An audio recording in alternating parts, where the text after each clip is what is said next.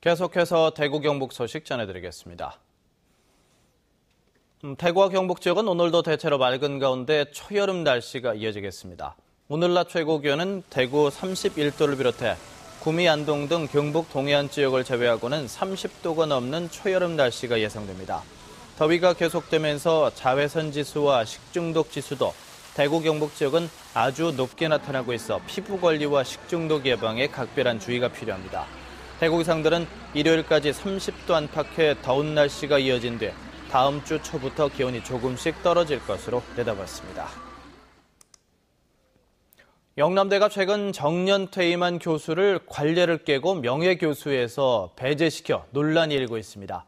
학교 측은 이 교수가 학교 명예를 실추시켰기 때문이라고 밝혔는데 해당 교수는 박근혜 대통령과 새마을운동을 비판했기 때문이라고 주장하고 있습니다. 윤태호 기자가 취재했습니다. 영남대는 지난 2월 말에 정년 퇴임한 정지창 교수를 명예교수로 추대하지 않기로 최종 확정했습니다. 통상 20년 이상 재임하면서 별다른 과오가 없었다면 명예교수로 추대하는 관례를 깬 겁니다.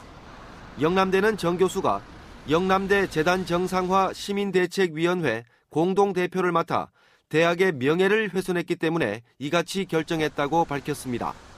대학 측은 재단 정상화 당시 정 교수가 대학 본부가 박근혜 대통령 후보에게 영남대를 헌납했고 박정희 새마을정책대학원을 설립해 독재자를 미화하고 역사 왜곡 교육을 실시한다고 말한 것은 사실을 왜곡한 것이라고 주장했습니다. 이에 대해 정 교수는 박정희 전 대통령과 새마을운동에 대해 평가가 엇갈리는 만큼 정당한 의견을 제시한 것인데 이를 문제 삼는 것은 대학의 자율성을 침해하는 처사라며 반발하고 있습니다. 학교의 방침이나 정책에 대해서 이의를 제기했다고 해서 학교의 명예를 실추시켰다고 생각하는 것 자체를 저는 참 이해할 수가 없습니다. 지역 시민사회단체들도 기자회견을 갖고 정 교수를 명예교수에서 배제한 것은 학원 민주화에 역행하는 것이라는 입장을 밝혔습니다.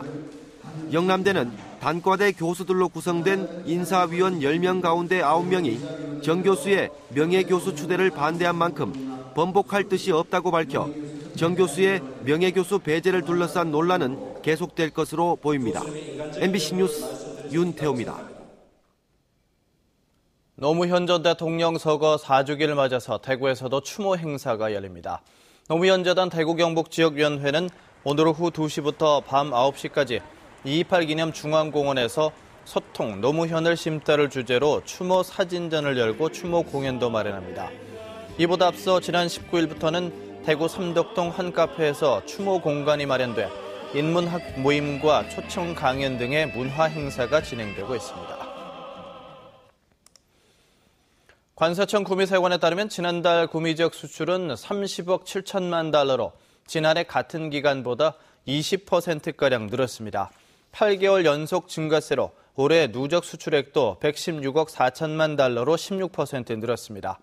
반면 올해 누적 수입액은 39억 달러로 5% 증가에 그쳐 무역 수지는 77억 달러 흑자를 기록해서 지난해 같은 기간보다 23%가 증가했습니다.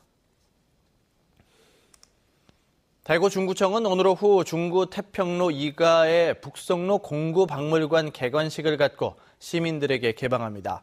공구박물관에는 공작 체험을 할 수 있는 공간과 각종 공구 전시 공간이 마련돼 있으며 특히 개관을 기념해서 전쟁과 북성로를 주제로 한국전쟁 당시 대구역에 내린 미군 탱크와 전시물자, 군수품 등이 전시됩니다.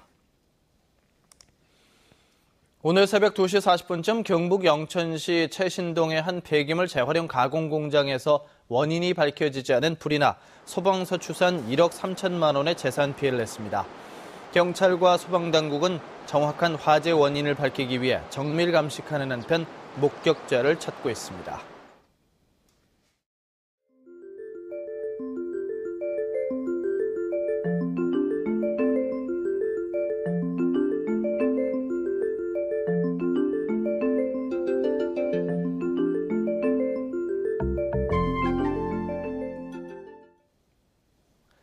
MBC 생활뉴스를 마칩니다. 고맙습니다.